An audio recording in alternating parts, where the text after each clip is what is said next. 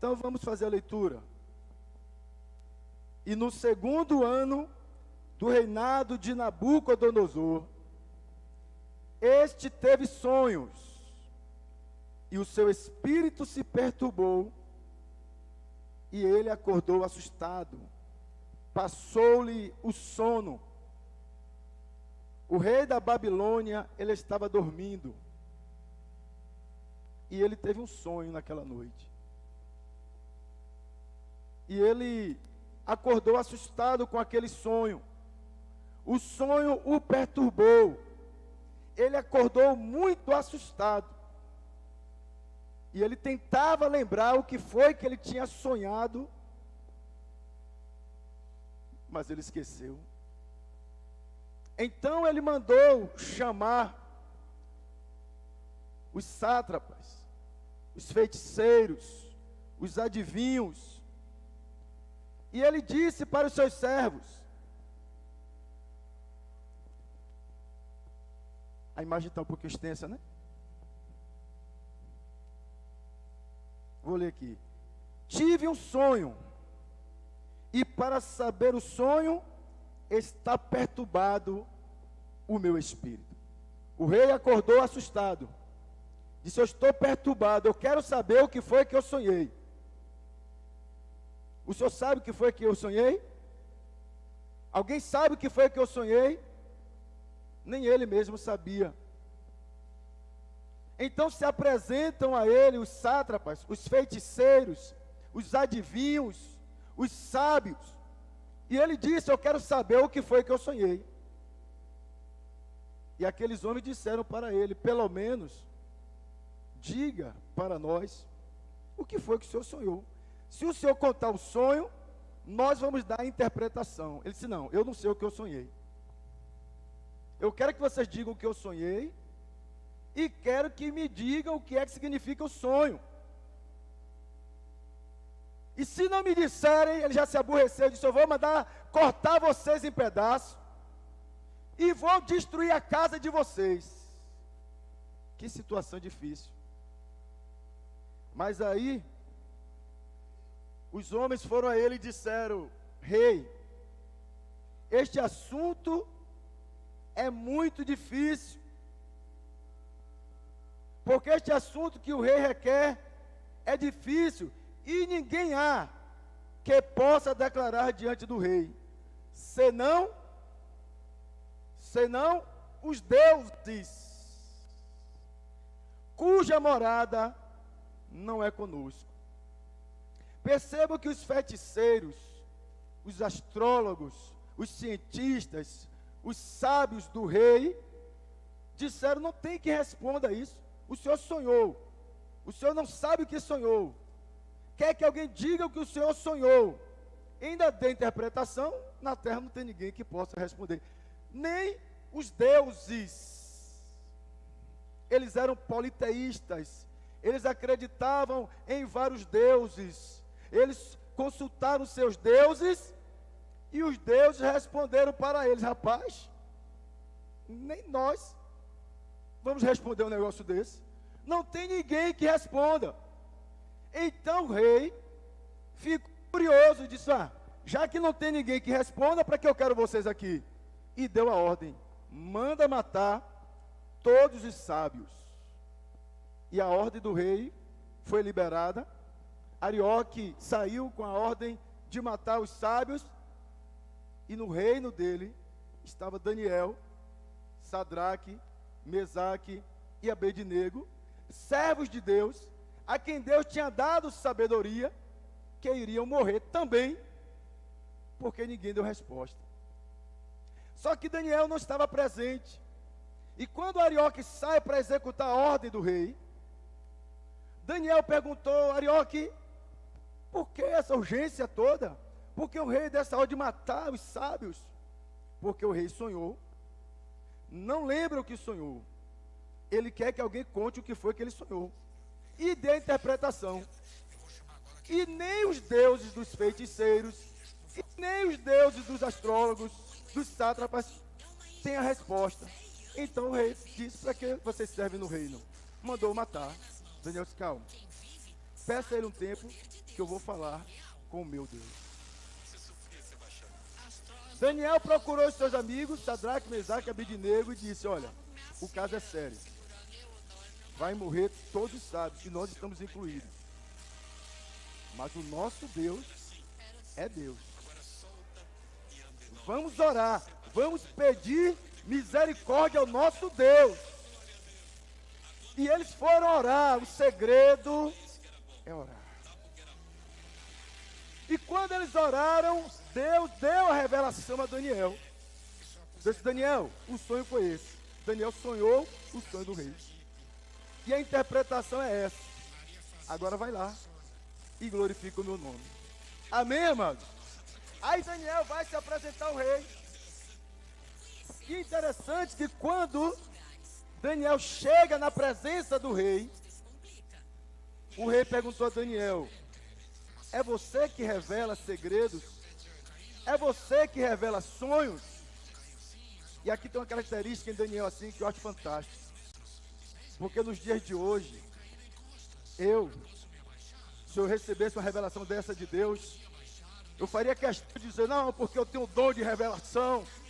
E para revelar eu ia tocar a trombeta. E para que todos dizem: rapaz. Mas Daniel foi humilde. Daniel disse: não, rei, longe de mim. Eu sei que os sátrapas, os astrólogos, consultaram os deuses deles. E nenhum deles puderam responder.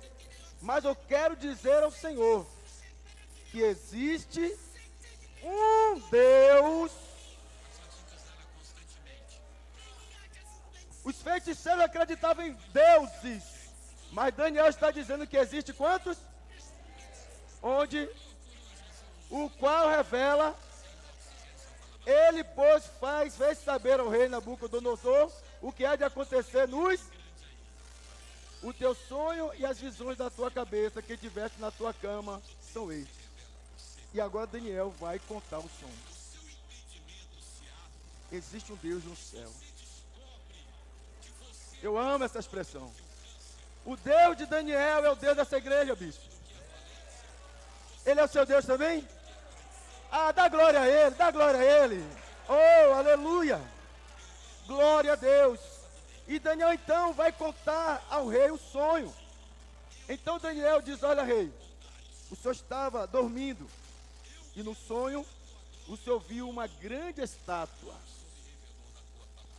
Essa estátua era espantosa, o senhor ficou horrorizado, ficou assustado. Ela tinha a cabeça de ouro. E o rei foi lembrando: é mesmo, foi isso mesmo, foi isso. Tinha os braços e os troncos de prata. Foi exatamente isso, você está certo, foi exatamente isso.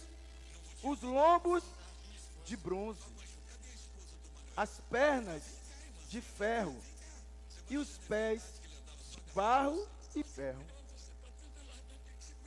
O rei disse: foi exatamente isso que eu sonhei. Você é maravilhoso, Daniel. Ele disse: não, é o meu Deus que me revelou. Mas deixa eu continuar, rei. Essa cabeça de ouro representa o teu império, a Babilônia. O Senhor é essa cabeça de ouro, o rei da Babilônia, o imperador da Babilônia, o homem poderoso. Deus lhe deu tanto poder que o Senhor disse que quem o Senhor quiser, o Senhor deixa vivo.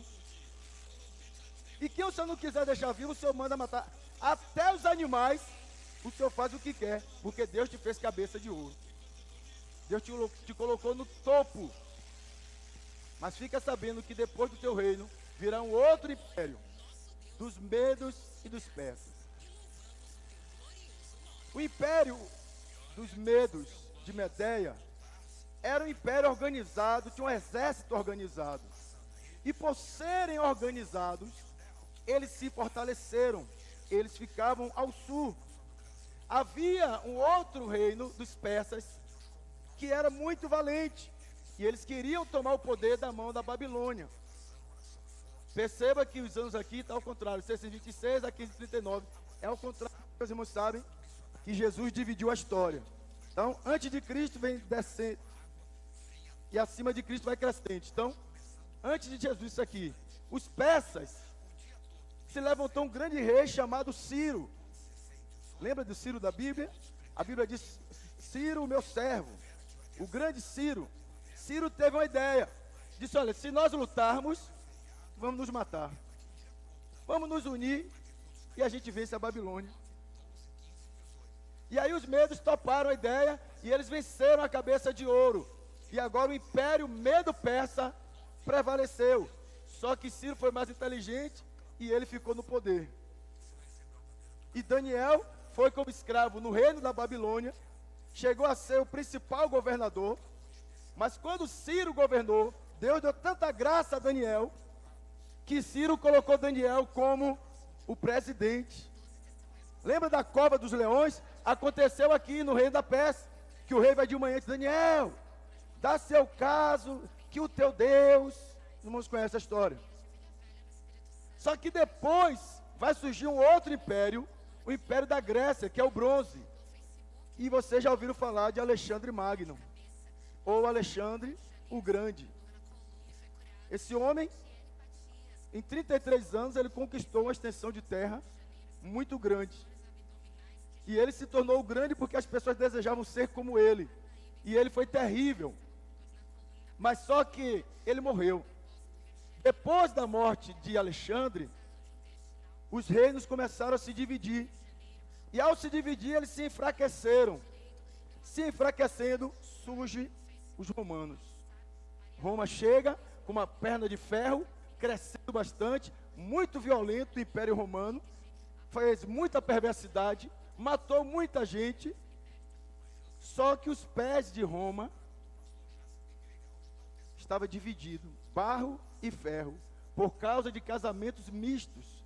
Eles tentavam fazer aliança com outras nações e davam suas mulheres para casar com príncipes de outras nações, para trazê-los, para tentar fortalecer o seu império ainda mais. Só que isso ia enfraquecendo. O rei Nabucodonosor disse, Daniel, foi exatamente isso que eu sonhei, Daniel. O sonho é exatamente este. E Daniel disse, rei, calma. O melhor do seu sonho vai acontecer agora. Porque o Senhor estava dormindo. O Senhor viu a estátua, mas de repente, o Senhor estava vendo isto quando uma foi cortada sem auxílio de mão, a qual feriu a estátua nos pés de ferro e de barro e os esmiuçou. Que pedra é essa? Esse é o segredo que eu quero revelar. Porque essa pedra não bateu na cabeça da estátua? Porque não bateu aqui nos braços, no lombo, não bateu aqui no bronze, nem nas pernas, veio bater no pé. Porque essa estátua representa períodos. Houve o período do Império Babilônico, o período dos Medos e Persas, da Grécia, da Roma, e aqui aos pés, quando a pedra bate, foi o período quando Jesus veio à terra. Vocês vão lembrar que Pilatos perguntou assim, o que esse homem fez? Qual é a acusação contra ele? Disseram, ele está dizendo que é maior do que César. É esse o crime dele?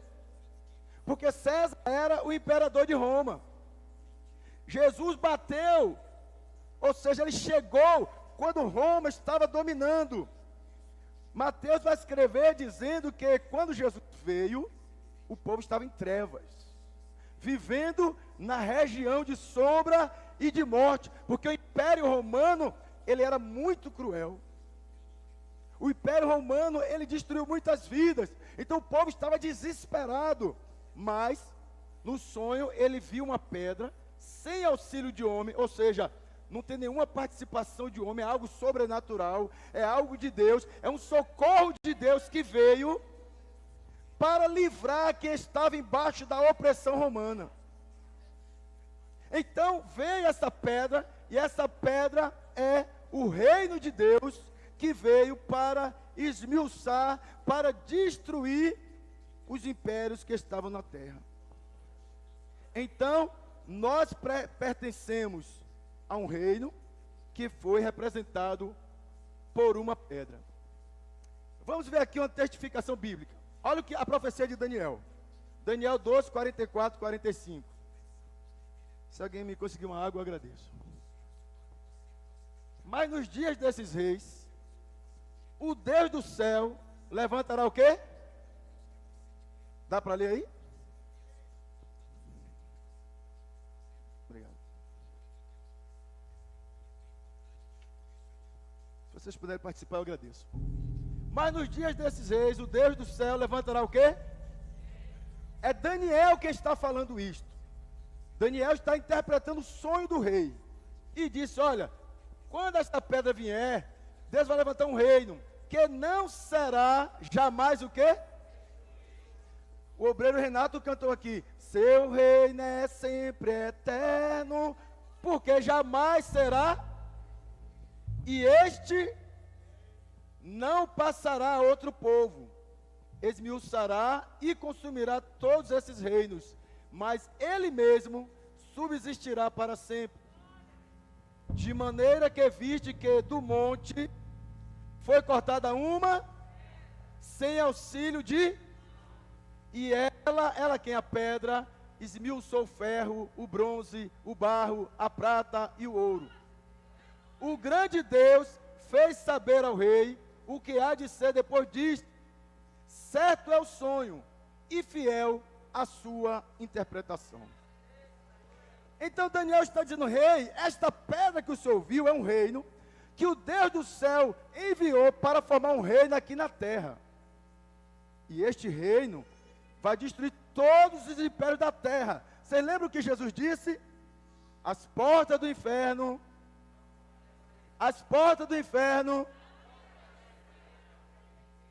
aí o tempo passa, e Maria, nossa irmã Maria, está andando em uma das ruas lá de Belém. De repente o anjo aparece para Maria e disse, e eis que em teu ventre conceberás e darás à luz um filho, e por-lhe-ás o nome de, este será chamado filho do, e o Senhor Deus lhe dará o trono de Davi seu pai, e reinará na casa de, e seu reino não terá, é para sempre. E disse Maria ao anjo, como se fará isto, visto que não conheço homem algum? Amados, o anjo disse a Maria, você vai dar à luz a um filho. Esse filho vai ser chamado Filho de Deus. Ele vai reinar para sempre. Deus vai estabelecer um reino na terra. Até aí Maria entendeu. Agora Maria disse ao anjo, anjo, eu sou virgem.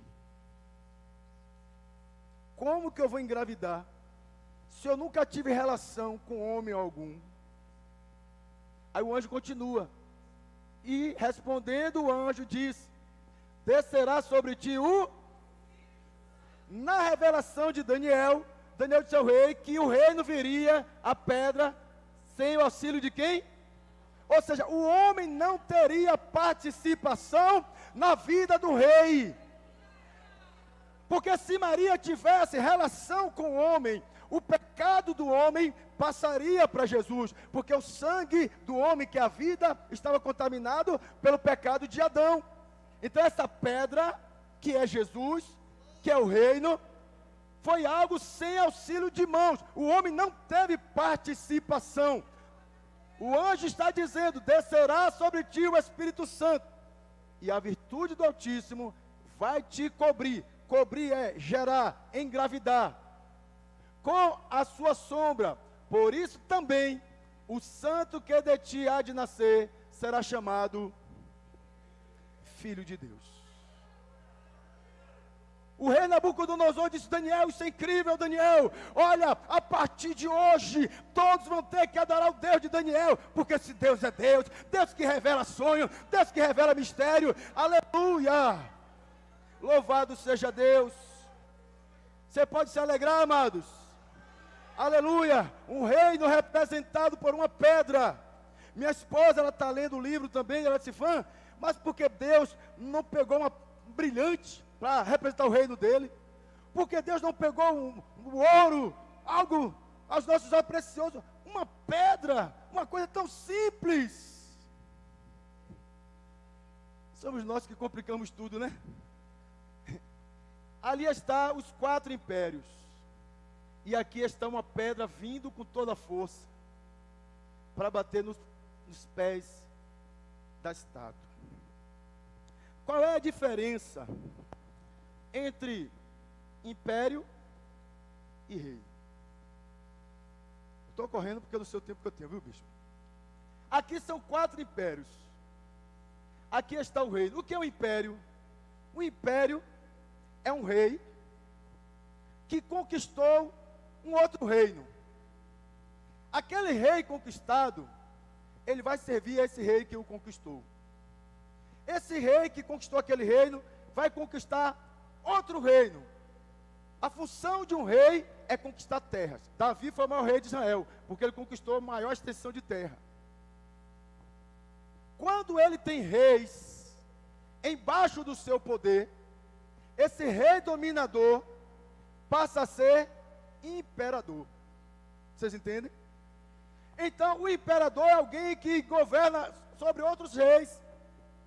É uma mistura muito grande. O importante é servir o imperador. Só que Deus agora vai enviar um reino que não se mistura. Porque no reino só tem um rei. No império existem vários reis e um rei dominador. Mas no reino só tem um rei. No império é uma mistura de povos. Mas no reino só existe um povo. Só existe uma língua. Só existe um costume. Aleluia, você está se identificando aí? Por isso, quando Deus tirou o povo do Egito e disse: olha, vocês vão para a terra prometida, mas cuidado para não se misturar com os povos da terra.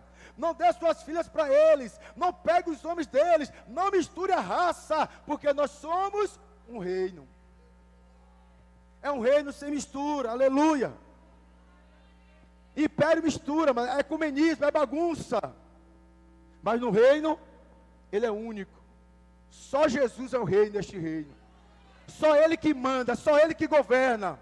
Toda a glória é para Ele. Todo louvor é para Ele. Tudo que fizer no reino é para Ele.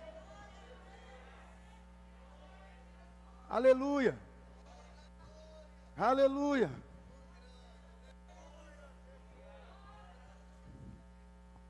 Se alguém no reino cavar e achar um poço de petróleo, a quem pertence o petróleo?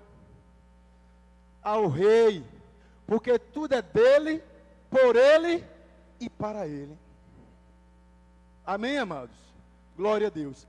Então, quando Deus envia João Batista, João vem anunciando a chegada e naqueles dias, apareceu João Batista pregando no deserto da Judéia e dizendo, o que foi que ele disse?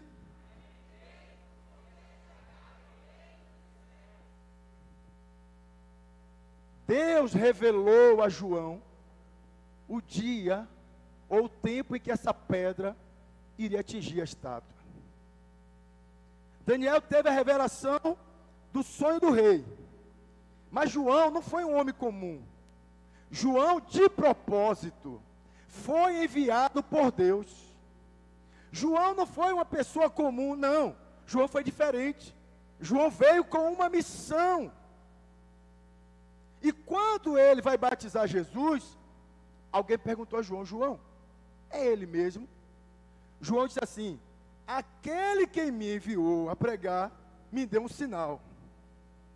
Aquele sobre quem você viu descer o Espírito Santo em forma de uma pomba, não tenha dúvida, João, é ele. E João disse: eu vi e estou afirmando. Arrependam-se, o reino está chegando, aleluia. O rei chegou para conquistar, porque todo rei quer conquistar. Então João Batista anunciava: a pedra está chegando. Mas no mundo espiritual, Satanás estava estremecendo, porque ele conhece as Escrituras. Ele sabia que desde Gênesis 3,15, Deus prometeu que viria, eu queria pisar a cabeça dele, porque Satanás age como imperador. Imperador conquista territórios. Quando Jesus chega em Gadara, que aquele moço está com a legião, Jesus vai expulsar aquele demônio, o demônio diz: Senhor, não nos mande para fora desse território. Eles habitam em território, o diabo não é onipresente, mas ele é organizado. Existem principados agindo em cada bairro, em cada rua, em cada lugar. Os demônios se organizam assim, são territórios. E todos esses demônios prestam obediência ao imperador deles, que se chama Satanás. Mas graças a Deus, que Colossenses diz que Deus nos transportou, aleluia. Ele nos tirou, aleluia, do império das trevas, aleluia, e nos transportou para o reino, aleluia, do Filho do seu amor. Não somos mais escravos de Satanás. Não estamos mais nas trevas, nós fomos transportados. Oh, quem foi transportado para a luz? Só quem foi? Glorifica Ele. Oh, aleluia! Glória a Deus. Estávamos nas trevas, escravos de Satanás, mas Deus nos transportou, nos tirou de lá. Nós não temos um imperador, nós temos um rei. Ele é único. Eu vou abrir um parêntese aqui. O imperador, ele fica lançando modas. E ele usa os cavalos dele, porque é assim que ele chama de cavalo. Porque quem inventa moda são pessoas que servem a ele e diz: bote de fora isso, bote de fora aquilo. E muita gente vai na onda porque é moda, porque no império não importa o que faça, ele só quer que sirva a ele. Mas o rei é exigente. As vestes do reino é conhecida, santa, aleluia. O comportamento no reino é diferente, é comportamento santo. O rei é exigente. E nós já saímos das trevas, agora estamos na luz. E João está dizendo: se arrependam, porque é chegado. Mas não só João, os magos, eu não sei quantos são, tem gente que diz que foram 3, foi 4, a Bíblia não diz. Tem uma discussão boba aí, foi 3, foi 4, a Bíblia diz uns é mais de um, é o suficiente. Não perca tempo de descobrir se foi 3 ou 4, não vai acrescentar nada. E tendo nascido Jesus em Belém da Judéia, no tempo do rei Herodes, eis que uns magos vieram do Oriente a Jerusalém, dizendo: onde está aquele que é nascido rei dos judeus? Porque vimos a sua estrela no Oriente, e vimos a adorá-lo. Quando Herodes soube disso, Satanás entrou em Herodes. Satanás não tem corpo. Ele procura um corpo na terra para ele usar. Ele não tem legalidade. Então ele usou Herodes. O quê? Vocês viram? Alguém já viu um meteoro? Televisão, em filme, alguma coisa? Ah, até estão dizendo que tem um meteoro enorme que vai bater na terra. Mais um. Ora, se ele passa aí, a gente vai ver aquele clarão. E a gente só uma estrela. Foi o que os magos viram. Quem eram os magos? Homens que estudavam astrologia, porque era importante para os navegantes. É através da astrologia que se sabe quando é inverno, verão, outono, primavera. As constelações diziam para eles, porque a Terra está girando, então a Terra vai passar novamente pelo mesmo lugar, ao redor do Sol. Então as pessoas se baseavam. Só que há uma profecia no livro de Números 17, se eu estou enganado, 24, que Balaão vai falar que viria uma estrela que iria esmagar o opressor. Certamente os magos estudaram isso. E observando o céu, eles disseram: nós vimos. Eles viram o quê? A chegada dessa pedra. Eles viram a chegada desse reino. Onde eles estavam? No Oriente. Mas para onde foi a estrela? Lá para Belém. Vamos lá para Belém. Está escrito aqui que é o reino de Deus. E eles vêm e perguntam: vem cá, vocês viram não? Onde foi que ele veio parar? Eles estudaram tanto que eles acreditavam no que eles pesquisavam. Eles vieram para Jerusalém. Aí Herodes pergunta: e onde é que ele está? Bom, as escrituras dizem que é em Belém, a terra de Davi, Efratá, casa de pão. Herodes, então, vá adorar, e quando encontrar me diga para ir adorar também. Satanás entra em Herodes, manda matar todas as crianças de 2 anos para baixo. Eles queriam atingir quem? Jesus. Mas só que a profecia de Daniel diz que aquela pedra, ela vinha para prevalecer. Ela vinha para destruir o império da terra, o império satânico. Então Deus escondeu Jesus. E essa pedra, eu fiz questão de colocar isso aqui, apareceu algumas vezes no Antigo Testamento e não foi reconhecido. Jesus nasceu de Maria, vocês concordam comigo? Mas vocês concordam também que ele já existia? João diz assim: no princípio, e o verbo estava, tudo foi feito, e sem ele, então Jesus já existia. Em Maria ele só encarnou. Ele é antes de mim, disse João Batista. Então Jesus já existia, mas encarnado ele veio de Maria. Mas vamos ver Jesus aqui no Antigo Testamento.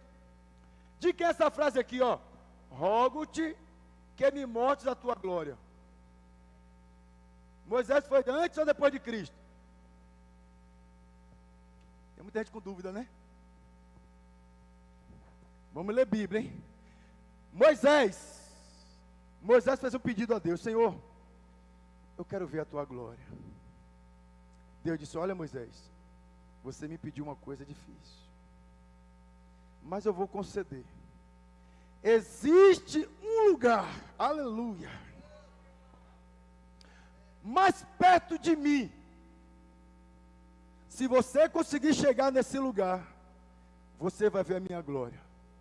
E Moisés pergunta a Deus: onde é, Senhor? Ele disse: na fenda. O que é uma fenda? Uma fenda é uma passagem. Uma fenda é um raso. Deus disse assim: olha, Moisés, eu vou fazer o seguinte: homem nenhum me viu e ficou vivo, mas a graça vai te favorecer. Eu vou abrir uma brecha aqui. Eu vou abrir uma passagem aqui. Eu vou abrir uma porta aqui nesta rocha. Se você conseguir passar, aleluia. Existe um lugar. Tem um louvor assim? Bem junto a mim. Existe um lugar na fenda da rocha. Aí Jesus, está vendo aqui Jesus crucificado? Jesus morreu por quem? Pelos judeus.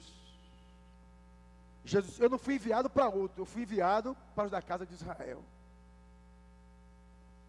Mas eles rejeitaram Jesus. Olha a graça de Deus. Jesus morreu para salvar, aleluia, os judeus. Mas ele foi rejeitado, e ele disse: mas todo aquele que me receber. E de que maneira? Quem não é judeu vai poder ver a glória de Deus. Aí quando Jesus está na cruz, morto, um soldado pegou uma espada, furou, fez uma fenda.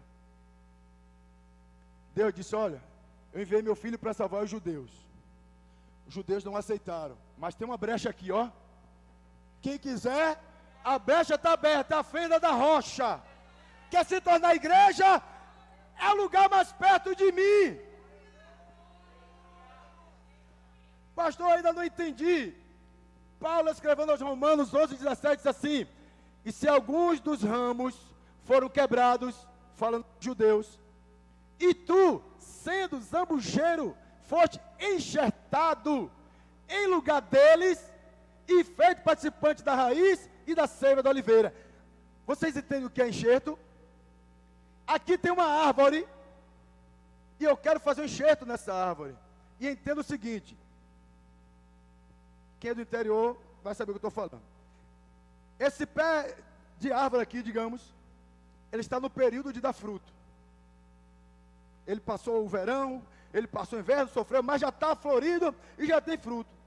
E eu tenho lá uma árvore que não está dando fruto. Eu vou arrancar um galho dessa árvore. Eu vou cortar essa daqui, fazer uma fenda nela, e vou colocar esse galho aqui. Se essa árvore aceitar esse galho vai produzir junto com a árvore. Porque não é ele que vai sustentar a árvore. Meu Deus! É a raiz da árvore que vai sustentá-lo. Nós não tínhamos direito ao reino dos céus. Jesus na cruz significa justiça de Deus. Nós fomos enxertados nele. Agora não somos mais pecadores, nós somos justiça de Deus, filho de Deus, aleluia! Oh, aplauda Jesus!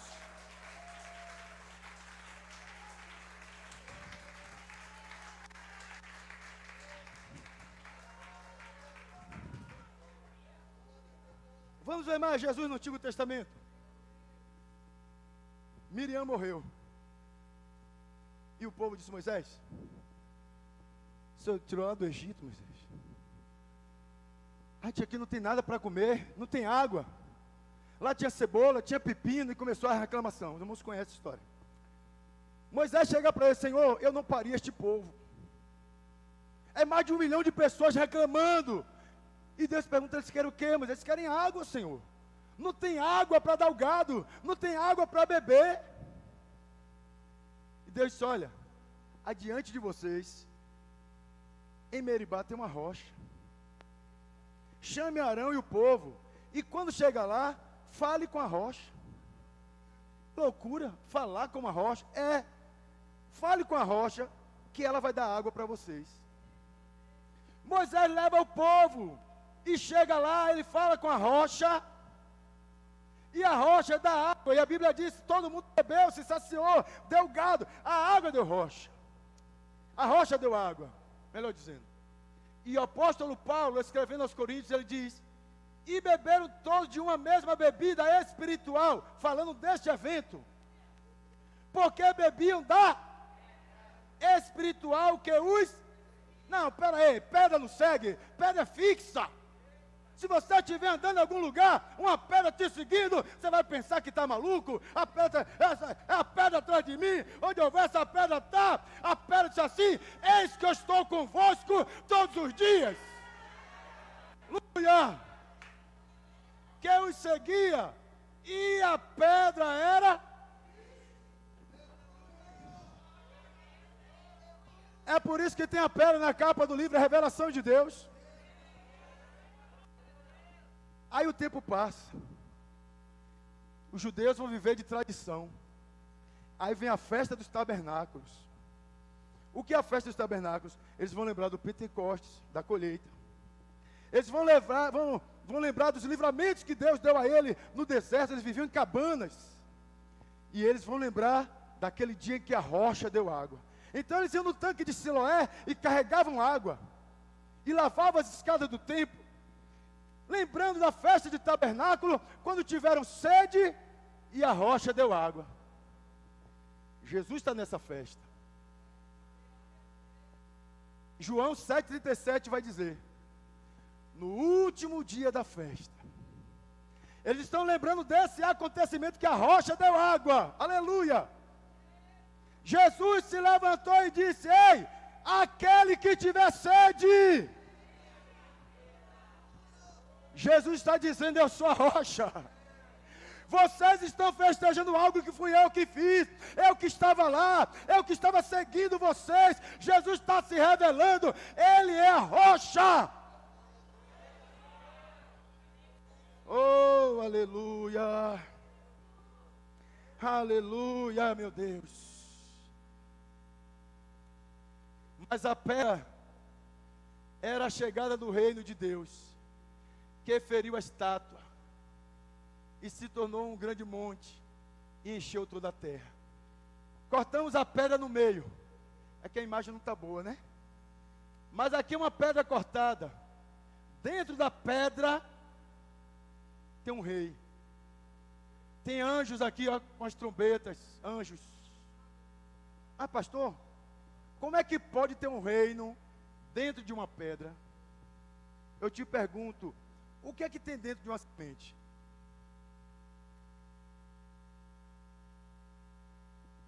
No interior eu estava vendo um pé de jaca. Todos sabem o que é pé de jaca, né? Tudo aquilo saiu de dentro de uma semente. Isso aqui é uma semente do reino. Aleluia, vocês estão aqui, amados? Não entendeu, não? A pedra, dentro da pedra era o reino de Deus. Quem aqui já participou da ceia? Pouca gente aqui ceia. A pessoa precisa vir para a ceia. Quem aqui já ceou aqui? Vocês perceberam que quando o pão chega na ceia, ele é um único pão? Porque Jesus era o unigênito, filho unigênito, significa único. Mas quando quebra, ele se torna primogênito. Ah, não vou explicar mais não. E essa pedra, disse Daniel, ela ia se tornar um monte e ia encher toda a terra. Aí um dia Jesus está com os discípulos e ele pergunta aos discípulos: ei, quem dizem que eu sou? Disseram que tu és Elias, Jeremias, ou um dos profetas. Aí Pedro diz: tu és o Cristo, o Filho de Deus. Jesus disse o que a Pedro? Não é carne e nem sangue que te revelou, mas meu Pai. Por que Jesus falou isso? Porque ele apareceu várias vezes no Antigo Testamento. Você pode lembrar aí, Jacó fugindo, achou uma pedra e quando ele botou a cabeça ali, ele viu o céu aberto. Você acha que pedra vai fazer ninguém ver céu aberto? Aquela pedra era ele.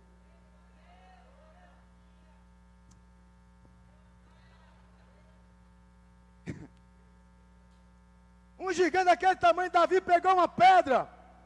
Quantas pedras tinha na forja de Davi? Deus forte, conselheiro, maravilhoso, príncipe da paz, pai da eternidade. O gigante vai cair para trás, caiu para frente. Quem era aquela pedra? Vamos lá. Aí, Jesus chamou Simão de Pedro. O nome dele era Simão. Jesus chamou ele de Pedro. Vocês concordam? A palavra Pedro significa fragmento de rocha, pedaço de rocha, pedra pequena, ou pedrisco, uma pedra. Todo aquele que confessa Jesus se torna um fragmento da rocha. Quem aqui já aceitou Jesus? Diga: eu sou um fragmento da rocha. A profecia é que a pedra ia se tornar um monte grande, e o anjo chamaria: ele será grande. E como é que essa rocha vai encher a terra? Todo lugar você vai ter um crente. É fragmento de rocha para todo lado. Até lá no interior, em Ginipapo, já tem crente, rapaz. Na sua rua tem crente? Na sua casa tem crente? Dá glória a Deus aí. Vamos entender melhor isso aqui. Jesus chamou Simão de Pedro, que em grego quer dizer Petrus. E tu és Petrus. Visualize a conversa lá, Jesus dizendo a Pedro: tu és Petrus. E sobre esta pedra, Petra, Petrus e Petra. Tu és Petro.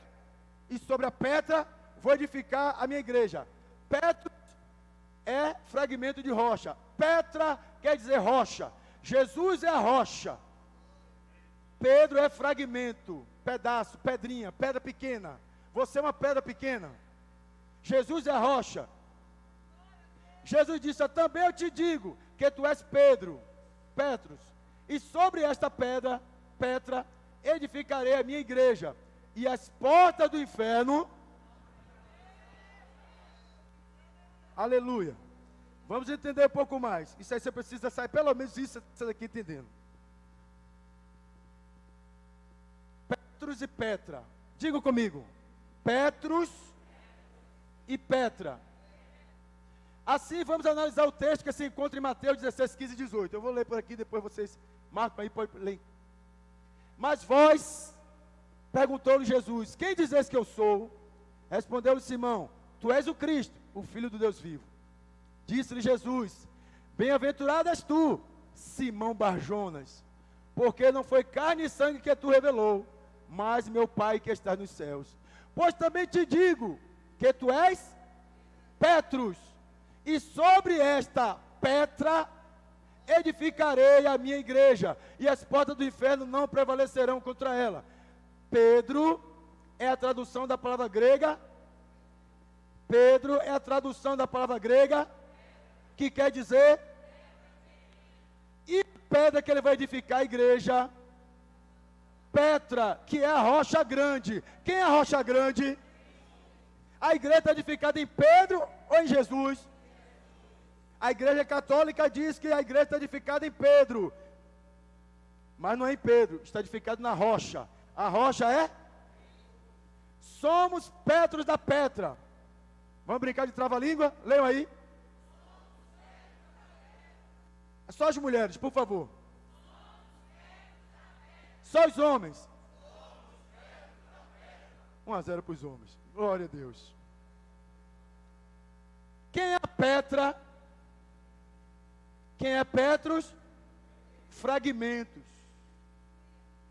Deus usa fragmentos para construir a sua obra.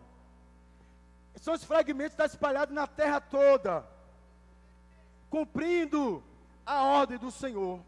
Amém, amados?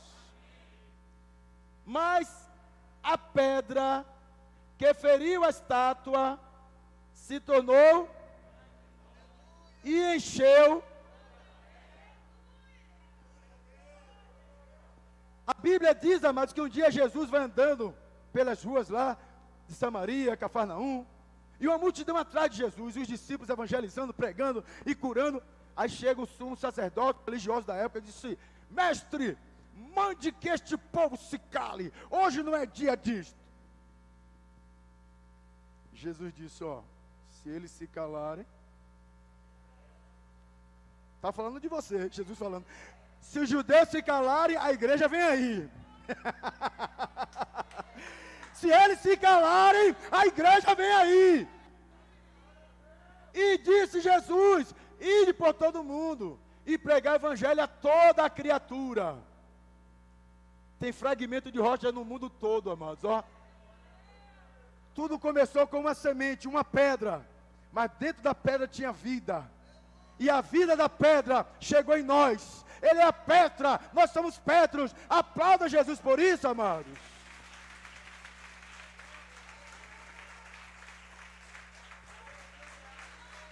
Glória a Deus.